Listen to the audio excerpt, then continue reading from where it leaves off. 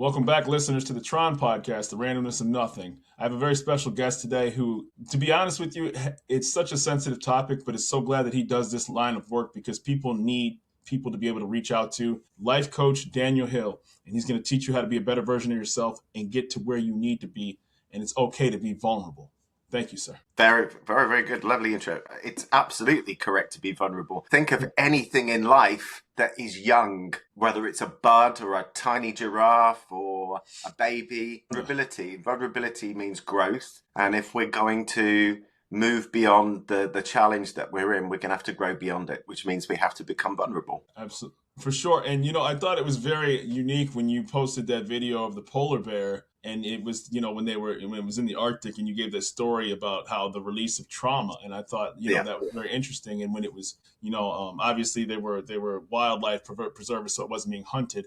But you said, basically when it shook, it was releasing the trauma. For people who haven't seen that video, it's right on your YouTube channel page. And I thought that was very, very poignant. If you could go into detail about that, please. So that incident is a polar bear that they are monitoring because the polar bears are less in numbers. Mm-hmm. And so they darted it to keep track of it.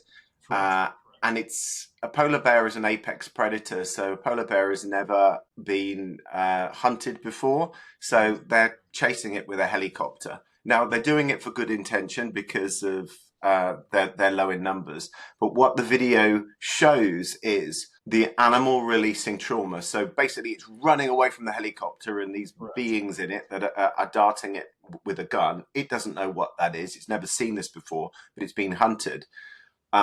And after the anesthetic's taken its effect and they put the tag on it, they're monitoring it, they're probably weighing it, checking the size of its paws. Anyway, they still stay there when it's starting to come to. Mm-hmm. And it starts going into this involuntary shaking response. Yeah. And one of the guys goes, "It's okay. This is how animals release trauma." Yeah. And we as a species have kind of lost that. So I do a variety of techniques that help sort of release trauma from the body. It's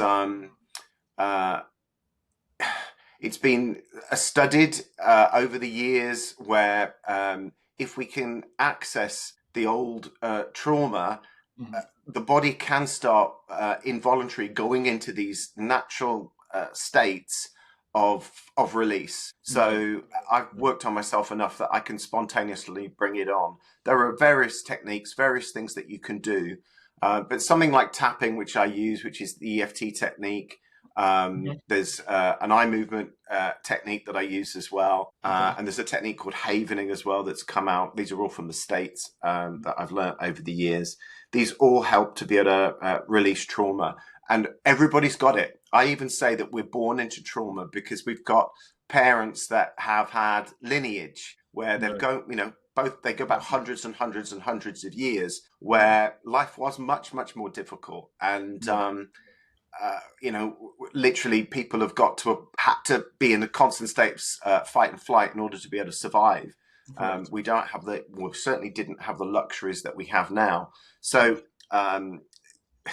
although people will come in and say, well, I haven't really got a lot of trauma, as if they're thinking of a car accident or, a bank robbery that they got caught up in, or, some awful, horrible trauma. Actually, every time that we go through an experience, particularly as children, that we can't necessarily process, and we go into our fight, flight, freeze response, we create trauma in that moment.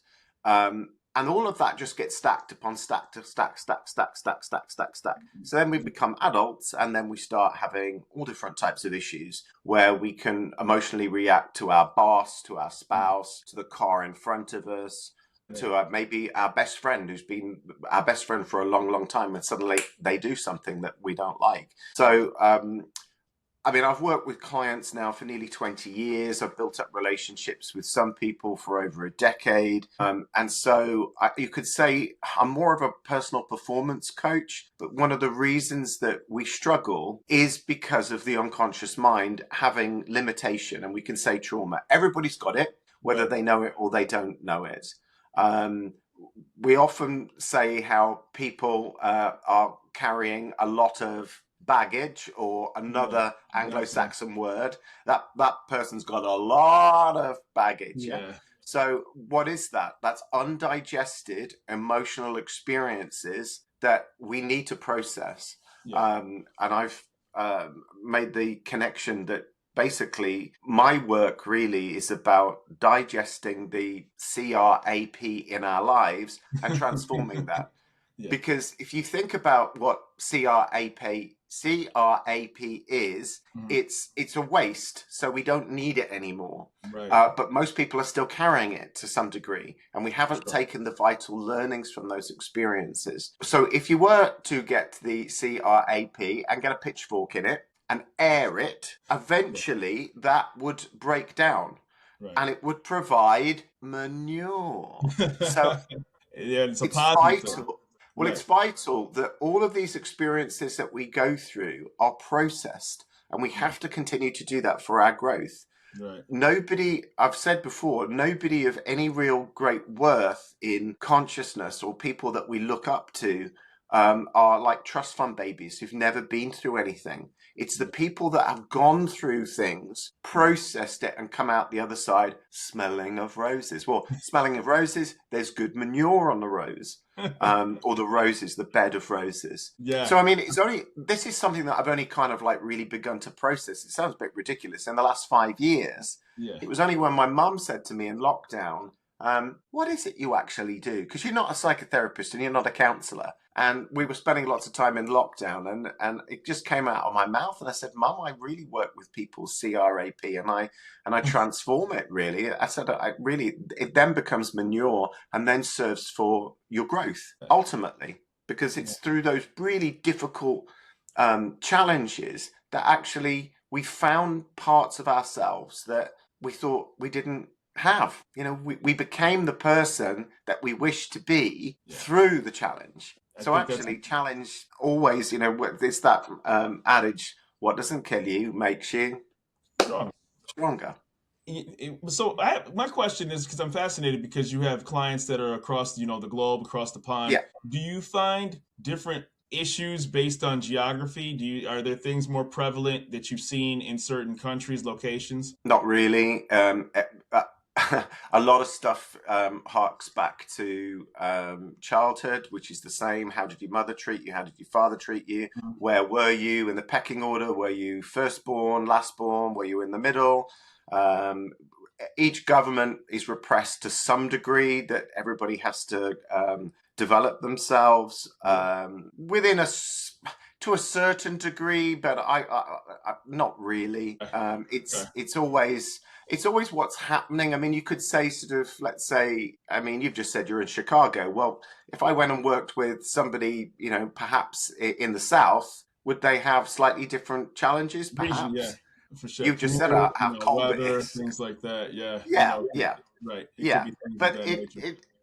But you can find in England, they tend to say the colder you go, the more up north you go, the warmer the people are. So because they've all struggled, they're also going to struggle against the cold to an extent. So they end up, there's more perhaps community spirit. Whereas, I've worked with people down south in London and on the south coast, probably nearer London. And you might share a corridor with a neighbour you've never even spoken to in 2 decades. It's possible. Whereas that probably won't happen up north. But issues are issues, and it's what's the limitation that's stopping you from growing? And often I just say as simple, this is the life coach part of me. What is it that you wish? I use the word wish rather than want, because it brings us to the 40,000 neurons in here. And when you were a little boy, Rashad, I'm sure you had a birthday cake, and they said, can you blow out the candles, make a wish. They don't say make a want, they say make a wish. That that resonates very deeply. And what I found fascinating was, all the testimonials that were on your website. And because, oftentimes adults have to compartmentalize, either because, they're carrying, career, kids, activities, and, oftentimes you'll hear that nobody really is, looking out for them and their own well-being, and then they could be breaking down mentally, Yeah. in private, and they have to grieve and weep privately, but they have obligations that they have to meet. Parents, you're talking about, sorry. Yes, adult, or adults in general, right? But yeah, parents, spouses, as you get older, that it could be very lonely to get help because I'm paraphrasing. I have to imagine you have a lot of people that are very grateful because they finally have somebody who's looking out for them and their well being.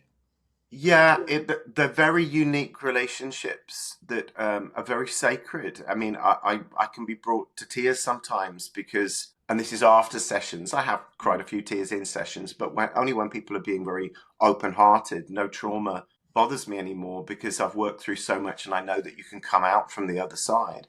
But they become very sacred things where people have shared with me experiences and things that they've been through or that they've done that there's enormous shame about, and they've never told perhaps their spouse, their family member knows, not even their best friend knows. And sometimes these things spontaneously come out of people's mouths, and they say, "I had no intention of telling you that." But we work through it, and it's everybody has things in their life that they've been through and are going through that are very individual to them. There is a saying, the only way out is through, and you have to work through it. You have to work through the CRAP and you have to make it into manure because it will serve as manure. There's a spiritual component to what I do in as much as I have a very strong feeling that there is a higher intelligence, whether we call that God, life, the universe, all that is. Right. There's something at work that actually, I don't even know if we choose each lifetime or we choose each experience, but regardless, there is something profoundly intelligent at work. So that the randomness does happen, but the majority of it it's almost like as a soul, we've chosen this experience and we're going through it, and it will enrich us. There's something of value in it. The ego will never see it as that because the ego never wants to go through hardship. The ego never wants to go through challenge. But there's something. There's a birth of something beautiful coming out through each and every challenge, and I'm very, very conscious of that now. To begin with, I maybe get clients that are going through all different types of things, and I'd probably, way back 20 years ago, you'd think, oh crikey, going through that, or they've been through that, and all the rest. You don't sense it like that anymore because I've seen enough people as clients, and then just in research, in books that I've written, and people out on the internet that have been through enormous hardship and are still going through it. People who don't have limbs, who feed themselves, and they use their feet, to eat, and they can drive a car, and they can date, and they can eat and cut their hair somehow, all these things. My own grandfather, who I met in the first year, he passed away just over 18 months old. He had polio. And he had leg irons. He was a very short man. He was an optician who's very well known around this area. I've met people who've gone, I used to go and see your grandfather when I was a little girl. He was such a lovely man. He never complained. He walked everywhere with leg irons. My father's passed now. My father passed away a good 20 years ago or so.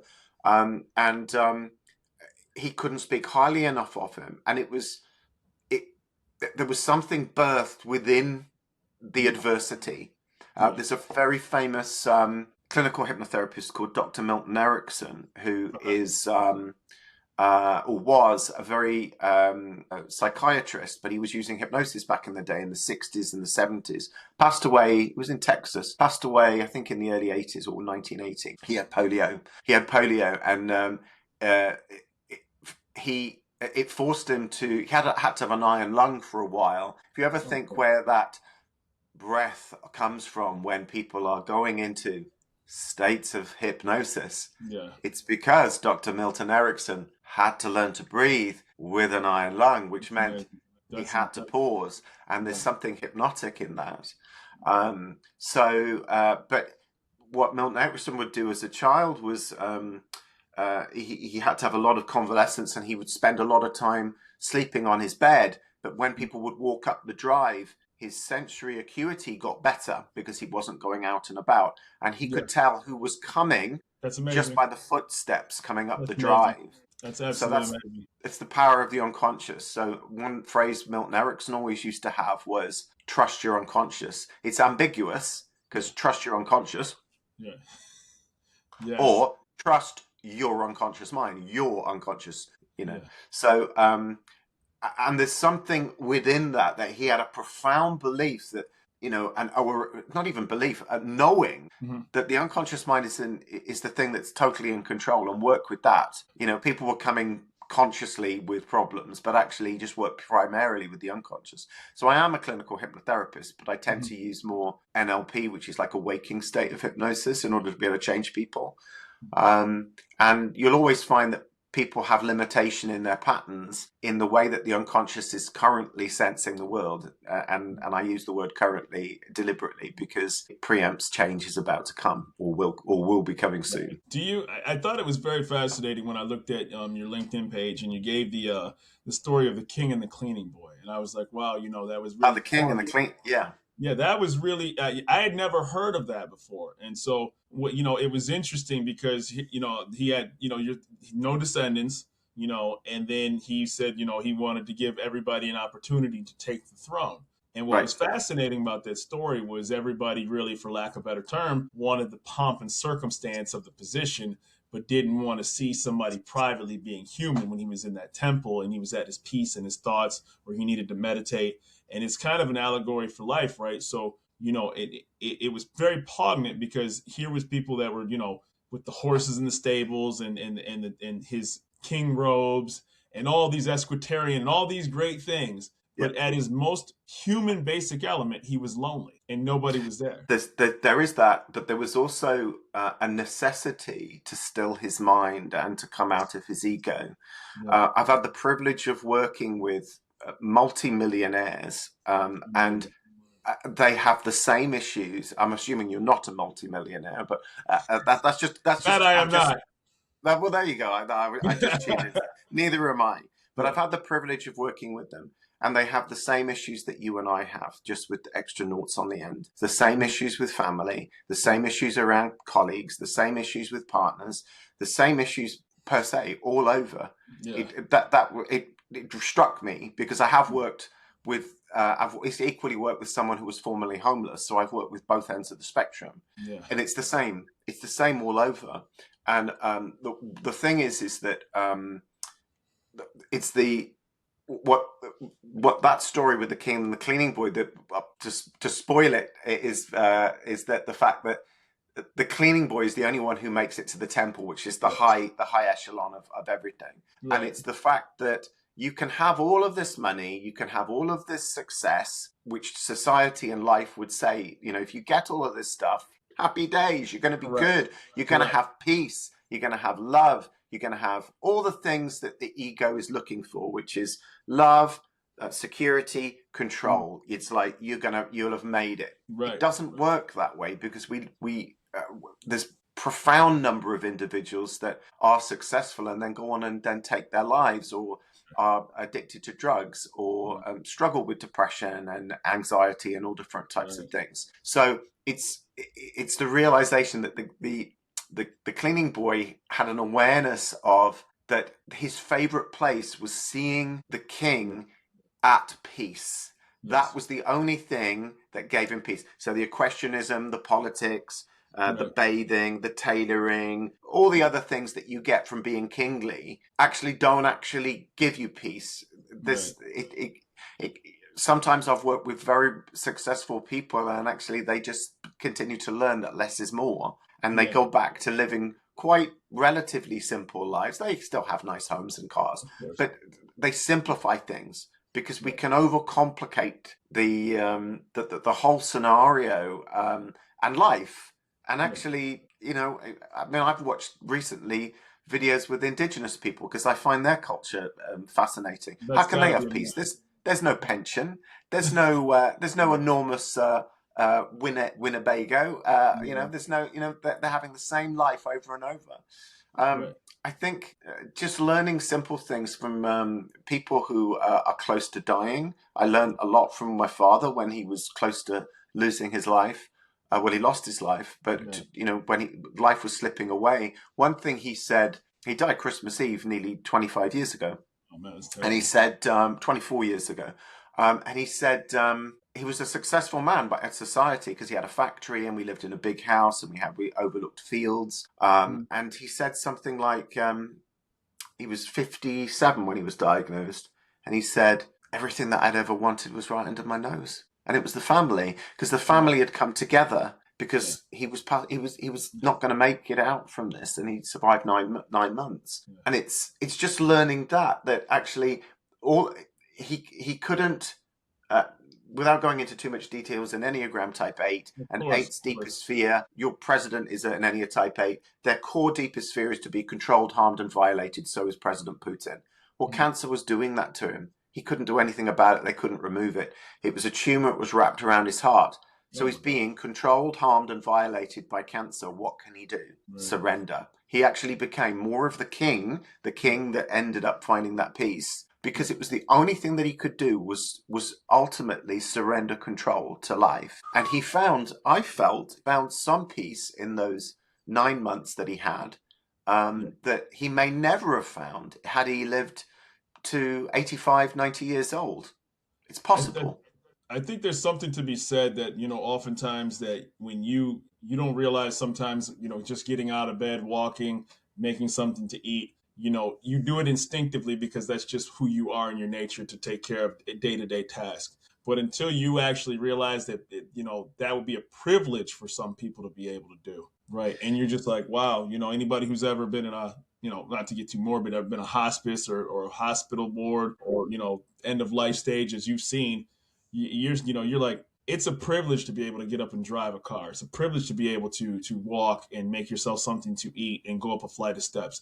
Sometimes you have to check yourself when you see that what you're capable of on a day-by-day basis, and be truly grateful and thankful that you're able to do those little small things that are so precious. Well, it's a practice. I won't go too much into the Enneagram but I use that as a tool for transformation.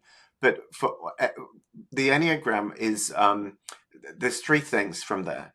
Number 1 is to still the mind. Well, that was what the king was doing. You're talking about gratitude, that's opening the heart. And the other one is to ground into the body. So that's anything from walking, climbing, Pilates, Tai Chi, yoga, and the rest. So with those things, your life becomes more like a spiritual practice. And if you don't like the word spiritual, then it just becomes something that creates peace now. Right. It creates being now. It creates presence now. And it helps us to get into the now. If you go for a very long walk, or if you do meditate, or if you do... Yeah, I can watch, those videos where it's like, what do they call them? Sort of like, there is faith in humanity. And that, there's these wonderful things that happen, lovely things, random things, where people are there for one another. What does it do? It gets you into your heart. Are you thinking about the mortgage or the rent at that moment? Are you thinking about the thing that you're worrying about or concerned about? No, because it's an open-hearted experience. And we all feel good when our heart's open. We all feel good when the mind is, not say stopped, but it's stilled. And we all feel good when, I really feel in my body. It's really hard to do anxiety if you go for a run or you go for a long walk. Of course it is. It's really, really hard. Right. And, even I always bring up the notion of martial arts, right? It's one of the best tools to utilize of both vulnerability and letting things go when you walk into there, because you have to understand that when you do martial arts, you have to be, your state of mind when you're practicing has to be, you literally have an opponent in front of you. And even though it's a friend / colleague, they will take, you can still get hurt if you're not in the right mental state. If you're not apt to actually perform a function, not only can you hurt the person you're with, but you'll not be a good student, or you'll be wasting your time and that of the teachers. So you have to leave everything at the door, and more importantly, let yourself go, because you will get thrown on the mat, you will get punched in the face, you will get, you will lose at some aspects of it. And it's very important, like that polar bear example, you have to learn to be vulnerable, and it's okay. Yeah. There's a great, I shared it with a client only yesterday in New Jersey. She's a counterphobic 6 on the Enneagram, and so is Brené Brown. And I went, look, this is somebody with your personality type. She did a TED talk. It's called The Power of Vulnerability. She'd had a bit of a challenge with her partner. And I said, okay, she talked about the challenge. And then I ended up saying, well, I got this from Brené Brown. What she says is I think her partner's Steve, and she comes up to Steve and she now goes, because she's an Enneatype 6, they can struggle with distorted thinking patterns. She now says, the story that I'm telling myself is, as opposed to, Steve, you make me feel bad. You don't love me, you don't care about me. She's basically saying this is what her mind is telling her. So she went off and researched that. There are various personalities that I've seen. I see a lot of my own personality. I think people pick up on the slightly talky. You might be the same personality type as me. You're quite a talker, I think. Sure. So and we kind of wear our hearts on our sleeves, and we kind of a little bit jumpy, but we're full of courage. We do know what fear is, but equally we'll take action and put ourselves in vulnerable places, because we know the antithesis of that is you'll never integrate into life at all, and you won't be able to have anything to say about anything because you'll have let life pass you by. So absolutely you will. Yeah.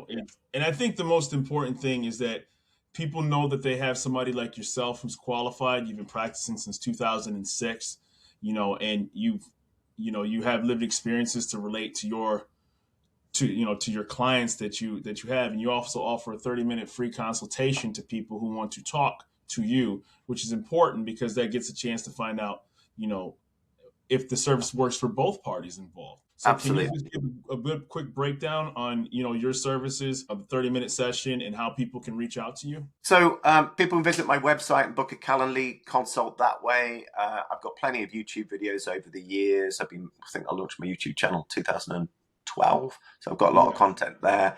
I haven't put masses of content in recent times, so I'm going to do more interviews and upload those. But just reach out, just have a Calendly set up. It's an online calendar, and we'll have a video chat. And really, it's a little space where we can chat. People can say, well, this is why I'd be coming to see you. Most of the time people go, have you treated anything like that before? Have you, I've done it for such a long time now. A lot of things are kind of bread and butter. I think people equally need that connection where they just think, is there, like all relationships, is there a little spark there? Is there something there? Can I trust this person? Are they going to be ultimately like a friend or a partner? Which is really, when you think, how many people do you really open up to? Very few. Right. So it's like suddenly I've got 30 minutes to connect with this human being with all of my life history and stuff. And then what? And then they're going to be like, can I open up? So they usually have that as a fear. Can I open up to this person? Can I trust them? Are they legit? And there's another big one, which is, by doing this, is it going to get worse for me? Because there's a tendency, if we go back to how we talked to begin with, if I connect to that CRAP, it might well get stinky. Yes, to an extent. But but trust me, it's not stinky because you've just varnished over it, concreted over it. You've attempted to bury it as best as you can. But guess what? It still comes up through the cracks. That is because it's begging to be worked on. You cannot. I mean, people do, but you cannot grow by not touching that. And every experience that is a little bit CRAPPY in your life is going to be affected because you haven't resolved this stuff. When you do, life does work for us much more. We tend to work at life when we don't address that stuff. When we begin to, it's like even the experiences that come our way, which we wouldn't necessarily want, we recognize, here's another opportunity. This is another place of growth here. This is something else for me to learn.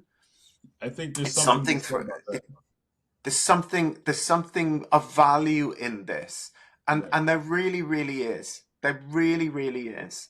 I started my own counseling journey, which was my first port of call into self-development, when I was 24 years old, now 51. That's amazing.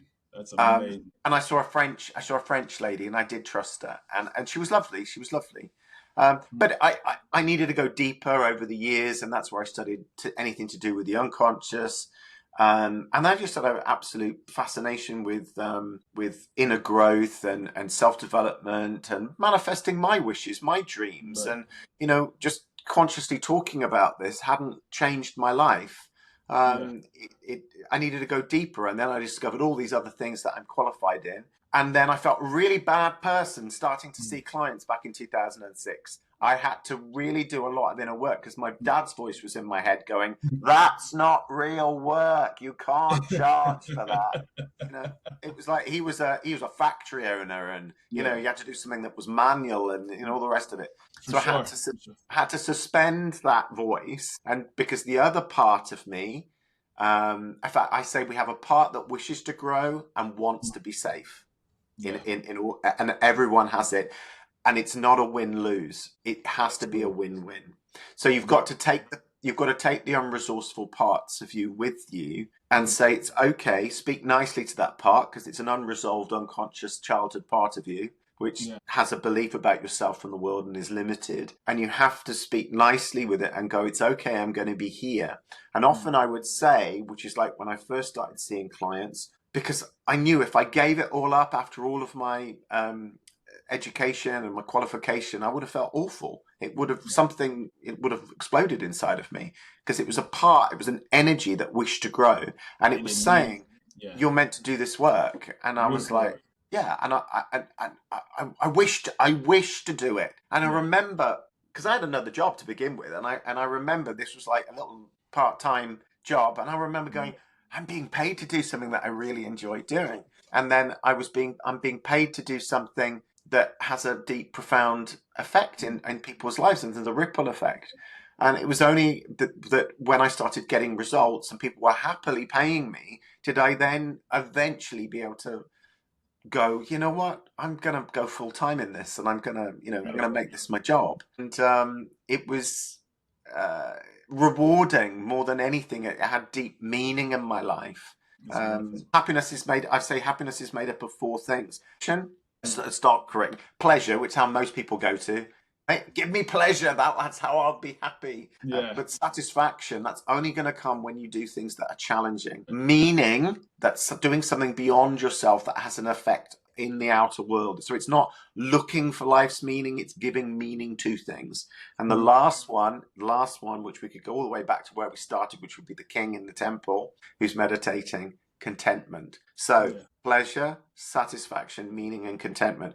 The work that I do lights up all of those four like a Christmas tree. And I think if you can, and you've got to find your own thing in life, but there is. And I think if you follow your bliss, you'll find those things.